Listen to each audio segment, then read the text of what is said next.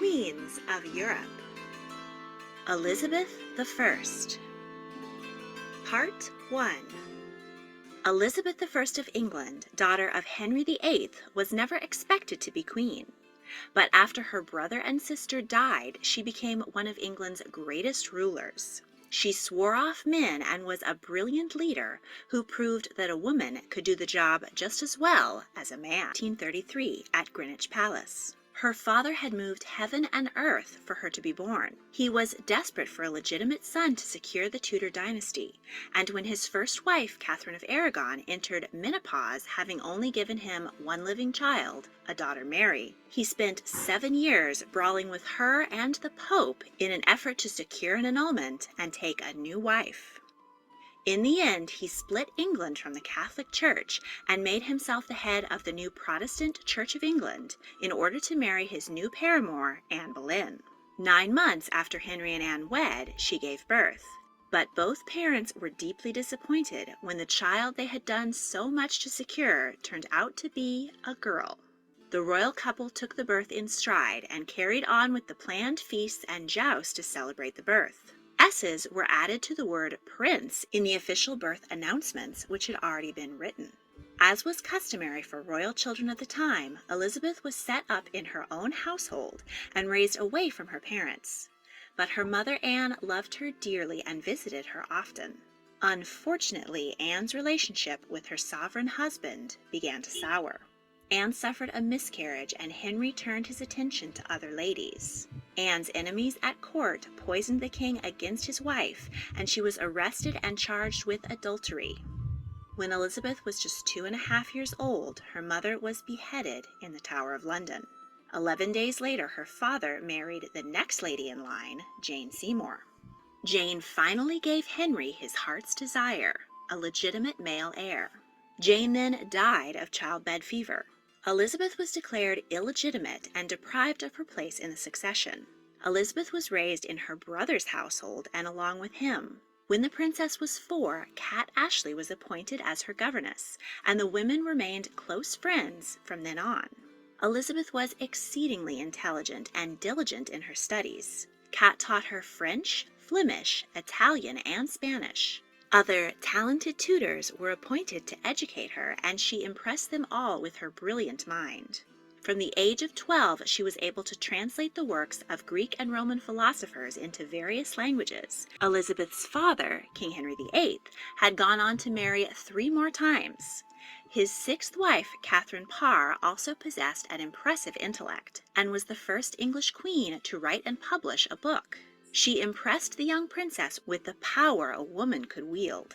Catherine encouraged the ailing king to reconcile with his 2 daughters, Mary and Elizabeth. Henry was impressed with his second daughter's intelligence and precociousness, and she reveled in his renewed praise and attention. When King Henry died in 1547, and Elizabeth's younger brother Edward became King of England at the age of 9, the 14-year-old Elizabeth went to live with Catherine Parr. Catherine soon remarried to Thomas Seymour, who also happened to be King Edward's maternal uncle.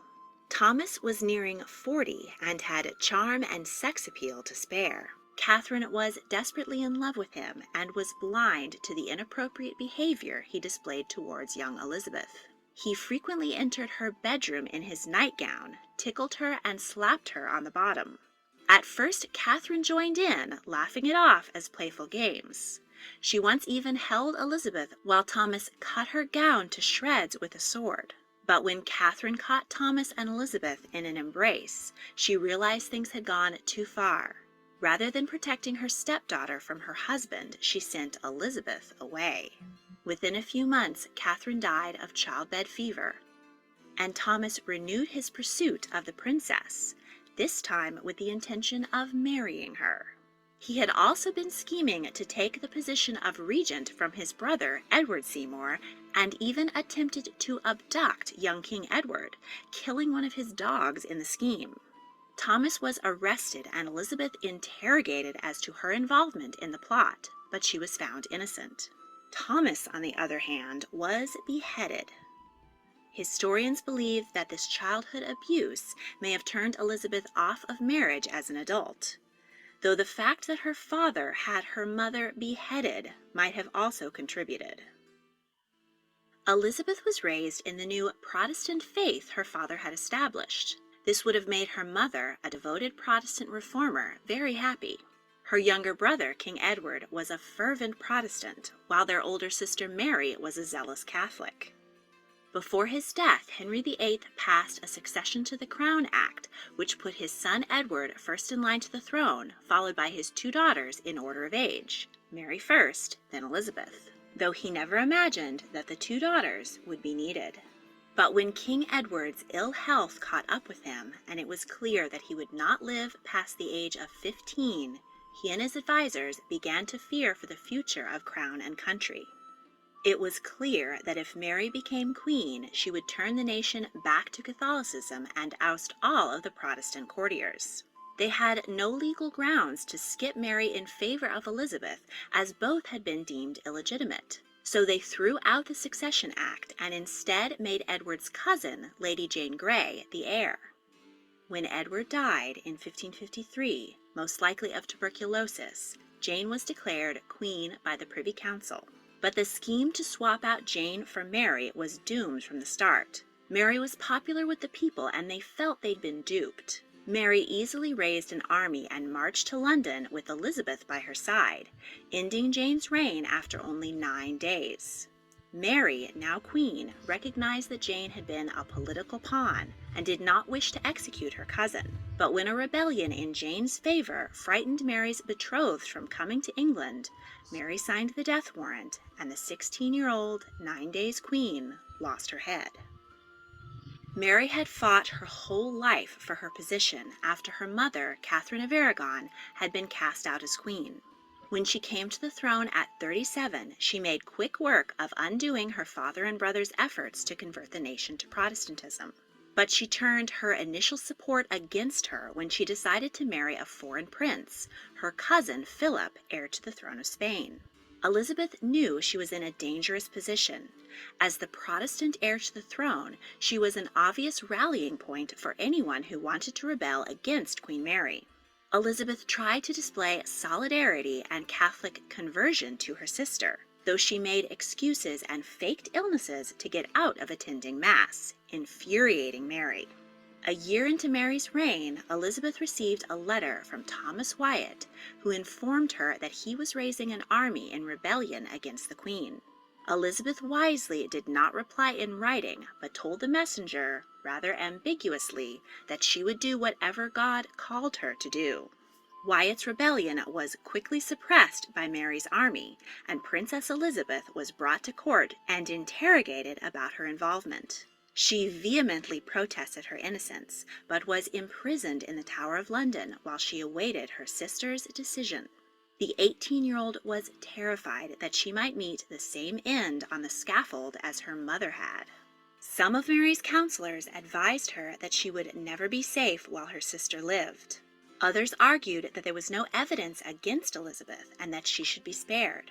After 2 months, Mary released Elizabeth from the Tower, but had her placed under house arrest. All along the carriage ride to her new prison, crowds cheered in Elizabeth's support, though she likely wished they would have let her keep a lower profile. She was held prisoner in the gatehouse of Woodstock Manor for a year. The building was dilapidated, drafty, and dirty, and she feared as much of dying from illness as from her sister's displeasure. When Mary entered the final stages of her first pregnancy, she called her sister to court to witness the birth. Mary was confident that her Catholic child would push her sister back in the line of succession and secure her own reign. But as the 10th and 11th months ticked by with no signs of labor, the Queen's swollen belly began to recede. She probably suffered a combination of a tumor and a psychosomatic episode. Following the humiliation of her false pregnancy, most believed that the now middle-aged Mary would never bear a child. Her husband Philip abandoned her and returned to the continent. Elizabeth's succession seemed all but inevitable, and Mary was heartbroken. In fury and desperation, the Queen accelerated her plans to rid England of Protestants. She became known as Bloody Mary by burning some 280 martyrs at the stake. She soon fell gravely ill, and Philip, who had now ascended to the Spanish throne as King Philip II, sent an ambassador to Elizabeth to negotiate a new marriage with her. Elizabeth was living in improved conditions at Hatfield House and was making plans for her own government and a return to peace and religious tolerance. She put Philip's ambassadors off, making no promises. Nearing her end, Mary had no choice but to declare Elizabeth her successor. She died on November 17, 1558, at the age of 42, most likely of uterine cancer. When messengers rode to inform Elizabeth, they found her walking in the park beneath an ancient oak. As they bowed before their new queen, the 25-year-old proclaimed, "This is the Lord's doing, and it is marvelous in our eyes." A train of 1,000 lords and ladies soon assembled to accompany the new sovereign on her journey to London, and crowds cheered her all along her triumphant ride.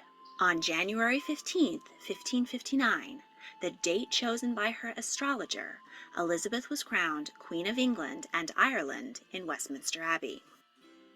At the beginning of her reign, Elizabeth set out to heal the rift between Protestants and Catholics that had been torn open by her father and siblings. She passed laws which made Protestantism the official religion of the country, but made punishment for nonconformity light. She required all the bishops to swear loyalty to her as the head of the church, and all but one of Mary's Catholic appointees refused. She simply replaced them with her own supporters, depriving Catholicism of the publicity of martyrs. She also resisted more radical Puritan Protestants and struck down the heresy laws that Queen Mary had used to persecute so many. When appointing counselors and members of her household, Elizabeth made her choices based on merit over religion.